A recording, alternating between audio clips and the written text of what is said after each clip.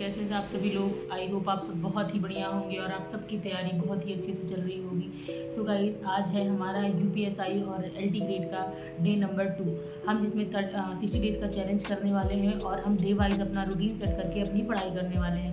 तो आज का हमारा डे 2 स्टार्ट हो चुका है, क्योंकि हमने डे फर्स्ट में आपने देखा था कि बहुत ही अच्छे से हमने अपनी प्रिपरेशन की पूरा कर लिया था कि कैसे क्या क्या चीज़ें करनी है आगे आने वाले 60 दिनों में। तो हम चलिए अपने डे 2 की शुरुआत करते हैं। तो चलिए देखते हैं हमारा डे 2 का सिलेबस क्या है। तो बायोलॉजी में हमने रखा है फोटोसिंथेसिस का 2 लेक्चर, जो कि अभी लेक्चर चल रहा है, साथ साथ में उसको और बैकलॉग भी कंप्लीट करना है। ट्रांसपोर्ट इन प्लांट का 1 लेक्चर और रेस्पिरेशन का 1 लेक्चर। तो हम पर डे 4 लेक्चर अगर देखते हैं तब जा कर के हमारा एलटी ग्रेड के लिए सिलेबस पेपर तक पूरा हो पाएगा और रिवीजन भी हम कर पाएंगे।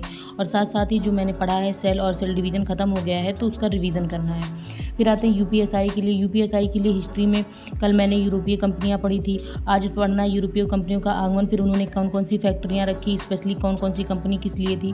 तो ये सारी चीज़ें पढ़ करके उसके बाद हिंदी में हमें पढ़ना है कि वाच्य कितने होते हैं, उनका प्रकार, सब कुछ पढ़ना है।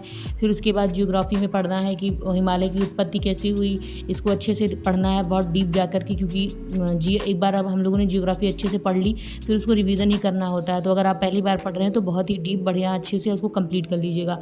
और फिर आता है कि हमें हिस्ट्री में क्या पढ़ना है। हिस्ट्री में तो हम पढ़ ही रहे हैं, मॉडर्न हिस्ट्री और जियोग्राफी का हो गया। फिर आता है पॉलिटी में हम संवैधानिक विकास पढ़ रहे थे, वहाँ से शुरुआत किया था हमने। तो फिर इसमें हमें कैबिनेट मिशन और ये सारी चीज़ें जो इंक्लूड हैं, अगस्त प्रस्ताव वगैरह, ये सब ख़त्म करना है आज के टारगेट में। फिर आज नवरात्रि का लास्ट डे है, तो पूजा पाठ करके मैंने अपना सारा कर लिया कि अपना सारा चीज़ें रेडी कर ली, जिससे अब केवल पढ़ाई पे बैठना रहे, उठना ना पड़े। तो आज का पूरा टू डू लिस्ट बनाने के बाद मैं अपनी पढ़ाई के लिए बैठ जाती हूँ, जिसमें मैंने सबसे पहले मैं आप लोग को बता दूँ कि मैंने बैच ले रखा है एलटी ग्रेड के लिए। अंजू मैम का बैच है, बहुत ही बेहतरीन उन्होंने पढ़ाया है, बहुत ही बढ़िया, क्योंकि उन्होंने हर चीज़ स्टेप बाय स्टेप पूरा क्लियर की है कि आपको अदर कहीं बुक से पढ़ने की ज़रूरत नहीं पड़ेगी। अगर आपको ऐसा लगता है कि अभी आपको बहुत लेट हो चुका है, आप कहीं आपको गाइडेंस और नहीं मिल रहा है, या आप कहीं बुक नहीं ले पा रहे हैं, तो सबसे बेस्ट है चंद्रा क्लासेस, अंजू मैम का आप बैच ले लीजिए। उन्होंने स्टेप बाय स्टेप एक एक चीज़ें पढ़ाई हैं। आपको मैं बता दूं, आप जाकर प्रीवियस ईयर क्वेश्चन भी सॉल्व करेंगे तो आपको कहीं कोई डाउट होगा ही नहीं।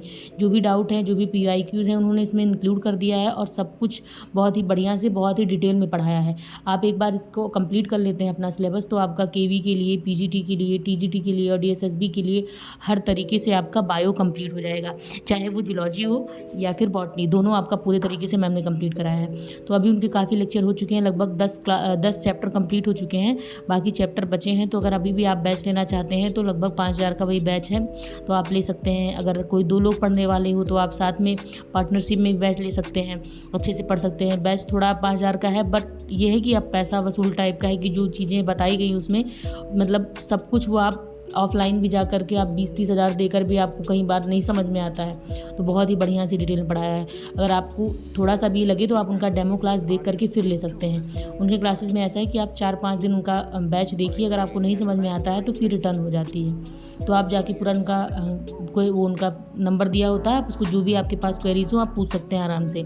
मैंने भी पहले कॉल करके पूछ के सारी चीज़ें डिटेल, उसके बाद ही बैच लिया था, और स्पेशली 1 साल के लिए वैलिड होता है। तो मैंने बायो की केवल मेरे पास NCERT है, मैंने NCERT रखी है बायो की 11th-12th की, और ये मैं बैच इसी पे दोनों में डिपेंड हूँ। मैंने अदर कोई बुक नहीं ली है, मैं इसी से पूरा कंप्लीट कर रही हूँ अपना सब कुछ। मैंने जिसमें से लगभग 5 चैप्टर कंप्लीट कर लिए हैं, सेल डिवीज़न, सेल साइकिल, और जो है ट्रांसलेशन लास्ट चल रहा हो जाता है, तो उसके बाद डाइजेस्टिव नहीं मिलेगा वापस नोट्स बनाने की, तो अभी साथ बायोटेक्नोलॉजी बनाते रहिए। ये सारी चीज़ें मेरी, अगर आपको वीडियो पसंद आती है तो लाइक शेयर अभी बचे हैं काफ़ी चैप्टर मेरे मिलते हैं नेक्स्ट वीडियो में, आपको कुछ नया इन्फॉर्मेशन देने के लिए। और अगर आपको सही लगे तो आप एक बार बैच चल रहा है ले सकते हैं, जब भी, क्योंकि सबसे हो जाएगा जजमेंट तभी हर सारी आ जाएगी उसकी, सबका डेमो देखा, सारे एग्जाम दिसंबर में हो रहे हैं, जहाँ सबसे बेस्ट यही लगा या बहुत ज़्यादा होगा तो वीडियो पढ़ाई वेरीफाई करके तभी वही जो पेपर हो जाएगा। तो टाइम अगर मेरे पास नहीं तो बचा है, तो जितना जल्दी सबसे बेटर रहेगा, तो मैंने ये बैच रीड करिए और प्रैक्टिस। तो आप लोग लाइक से सब्सक्राइब जरूर करें। नेक्स्ट वीडियो में मैं आपको नई चीज़ें कुछ बताने की कोशिश करूँगी कि क्या मिलाई से अपनी पढ़ाई में इम्प्रूवमेंट कर सकते हैं, क्या क्या आपने कोई टॉपिक छोड़ा तो नहीं है,